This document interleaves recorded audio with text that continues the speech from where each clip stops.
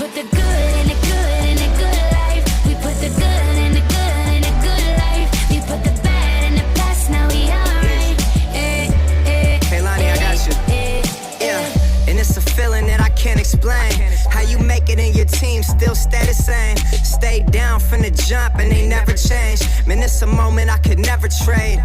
Yeah, I told my moms not to stress no more. Go hit the Bentley store and no credit card debts no more. I bought the crib and it's an escrow now, so you don't never have to worry about how you gon' pay rent no more. I put my team in position, now they making a killing. Stacking blue faces straight to the ceiling. Out in Vegas, I'm with them, ordering bottles of the Ace when they send them. Till it ain't enough space up on the table to fit them. Go ahead and Raise a cup up for all my day ones. 2 middle fingers for the haters. Life's only getting greater. Straight up from nothing we go. Higher than the highest skyscraper. No little league we major. The proof is in the paper. We put the good in the good in the good life. We put the good in the Halo, Assalamualaikum warahmatullahi wabarakatuh. Perkenalkan, saya Lutfia Rahmawati dengan NIM 214110101194. Di sini saya akan melakukan proses konseling dengan salah satu klien yang berasal dari Lampung. Video ini saya buat untuk memenuhi tugas mata kuliah konseling lintas budaya yang diampu oleh Bu Linda. Klien saya merupakan salah satu mahasiswa Unisei Purwokerto yang mengambil jurusan PMI dan sekarang beliau semester 6. Masalah yang dihadapi oleh klien saya yaitu perbedaan budaya antara budaya Lampung dan budaya Banyumas yang berbeda. Jadi klien saya merasa shock. Proses konselingnya akan dilakukan yaitu menggunakan teknik behavior. Ya, kita langsung saja ke proses konselingnya ya.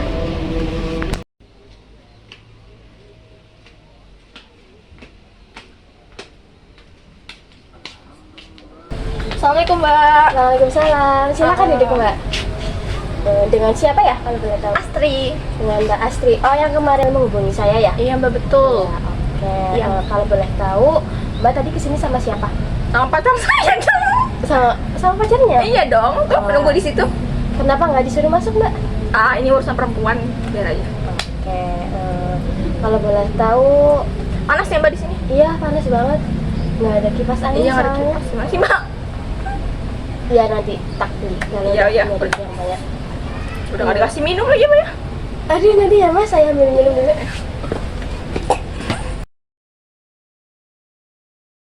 Silakan Mbak diminum Mbak. Makasih ya Mbak ya. Iya.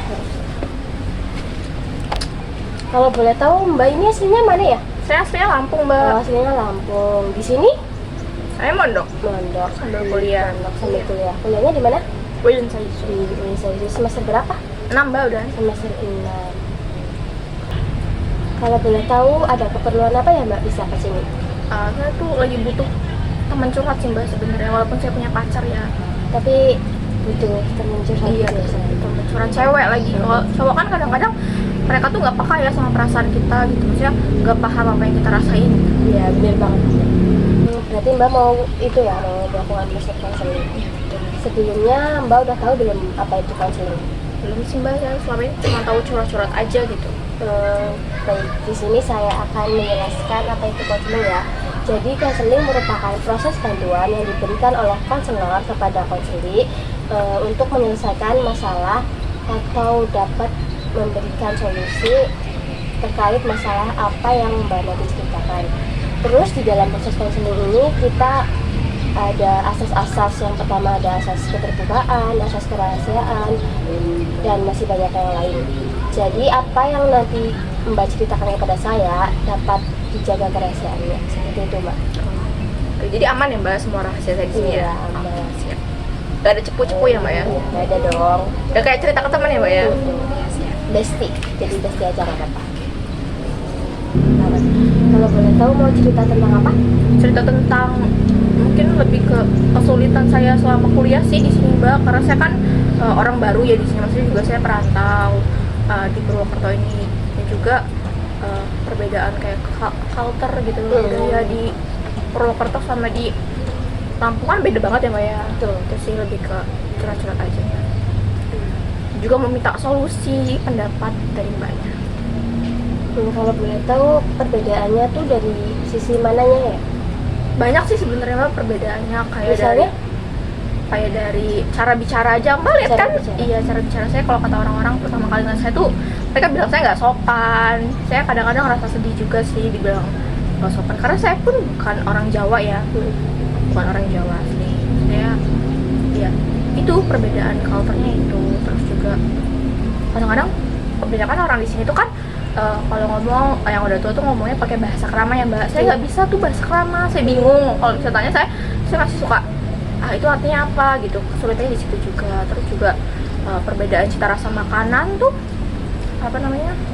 Saya kurang suka makanan di sini karena ternyata makanan di sini tuh walaupun kayak pedas atau gurih tuh tetap aja kebanyakan kemanisan makanannya. Jadi di lidah saya kurang cocok sih. Emang kalau di Lampung itu cita rasa masakannya gimana? Biasanya tuh masakannya lebih cenderung ke gurih pedas gitu ya Mbak. Jarang pakai gula sih sebenarnya. Kalau di sini kan pakai gula ya. Setiap masakan pasti Iya, di sana juga setiap masakan emang ada gula tapi nggak semanis di sini gitu kan. Terus juga apa ya, rasanya pun beda lah pastinya. Kalau di sini tuh saya ngerasa aja makanannya kerasa kayak kurang bumbu aja gitu. Karena orang Purwokerto kebanyakan nggak berani pakai bumbu yang terlalu banyak yang menurut. Iya. Kalau Sumatera tuh kebanyakan karena masakannya kayak rendang, terus kayak santan-santanan, mereka berani pakai bumbu, jadi masakannya lebih enak menurut saya. Karena saya dari tinggal dari kecil di sana.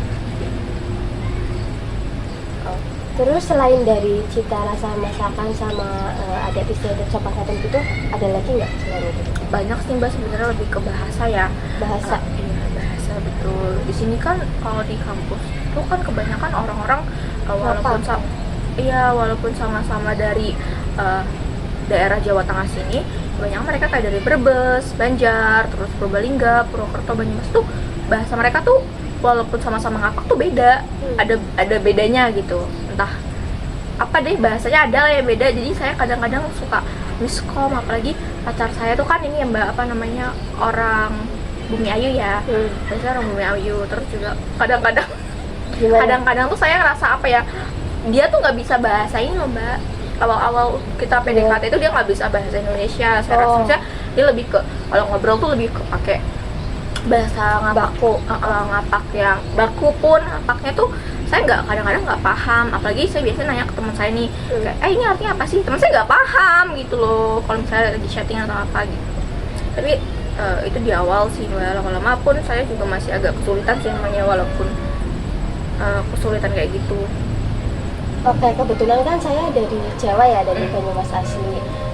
Emang betul apa yang Mbak katakan, masakan di sini itu rasanya memang kebanyakan manis, terus pedas tapi pedas manis gitu. Iya, manis gitu. Jadi saya kurang doyan sih.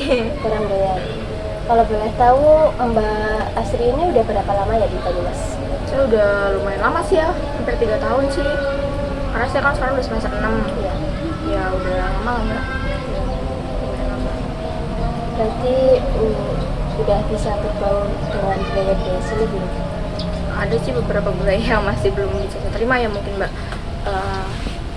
Kadang-kadang pun saya juga belajar bahasanya sih, bahasa ngapaknya. Cuman kan ya kayak yang saya omongin di awal Mbak, ngapaknya kan beda-beda tuh. Karena teman saya kebanyakan beda daerah tuh, walaupun masih satu Jawa Tengah kan. Itu. Jadi saya tuh kadang-kadang pun saya udah bisa ngomong ngapak, tapi kalau kata teman-teman saya tuh ngapak saya masih lucu, saya nggak cocok katanya Mbak, karena nggak ada logat-logat Jawanya mungkin ya, lebih ke Karena belum terbiasa juga ya. belum terbiasa juga. Oh, jadi gitu ya Mbak. Saya paham sih apa yang Mbak rasain. Karena nggak cuma Mbak aja, ada beberapa orang juga cerita ke saya seperti itu terkait perbedaan budaya.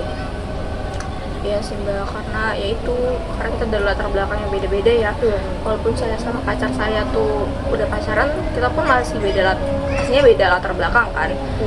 Latar belakang kebudayaan juga. Terus juga kadang-kadang pun kita masih miskom gitu. Miskom. Maksudnya kayak saya kadang nggak paham sama bahasa yang dia omongin gitu. Jadi kayak, terus dia juga nggak bisa, kadang-kadang dia tuh nggak bisa menjelaskan arti dari kata ini loh Mbak. Misalnya ada kata apa gitu, dia nggak bisa menjelaskan dalam bahasa Indonesia, jadi saya makin kebingungan. Terus ketika saya tanya ke teman saya biasanya jawabnya nggak tahu itu bukan bahasa Banyuwangi asal sini, itu bahasa beda lagi, maksudnya kayak Bumi Ayu atau Brebes gitu. Jadi lebih kesulitannya di itu sih Mbak. Dia nggak bisa menjelaskan dalam bahasa Indonesia, sedangkan saya tidak bisa mengerti ini artinya apa gitu. Itu kan sulit ya. Terus Mbak gimana sih cara Mbak hasilnya itu bisa nggak? Untuk saat ini sih saya masih kayak ya udah lupain aja deh. Kalau misalnya Mbak arti katanya nggak terlalu penting, menurut saya kalau misalnya maknanya saya cari-cari nggak ada, ya udah. Mau gimana lagi orang yang nggak bisa jelasin dalam bahasa Indonesia kan? Mbak ada nggak sih solusi untuk permasalahan saya ini? Ya berarti saya dengerin sih dan coba saya lakuin aja. Oke, kalau dari saya ya, menurut saya Mbak bisa tuh belajar di perpustakaan. Di perpustakaan Indonesia itu kan ada itu ya pojok penginjalan. Oh, saya baru tahu Mbak. Ada tahu? Iya. Nah itu kamu harus ke situ tuh, harus ke perpustakaan. Kamu bisa belajar di situ terkait budaya, adat istiadat. Di situ ada kok, Mbak bisa ke situ. Terus Mbak bisa juga belajar sama teman-teman Mbak. Mbak kan di pondok ya? Iya. Temennya kan. Nah Mbak bisa belajar tuh di situ kan juga ada, pastinya ada dari luar daerah itu bisa belajar sama mereka. Bisa juga belajar sama teman Mbak di kampus terkait bahasa ngapak dan sebagainya. Nah, untuk cita rasa makanan Mbak gimana? Kalau untuk cita rasa makanan, kalau dari kliennya saya sebelumnya ya, mereka juga awalnya belum terbiasa, tapi karena sudah lama di sini jadi mereka terbiasa.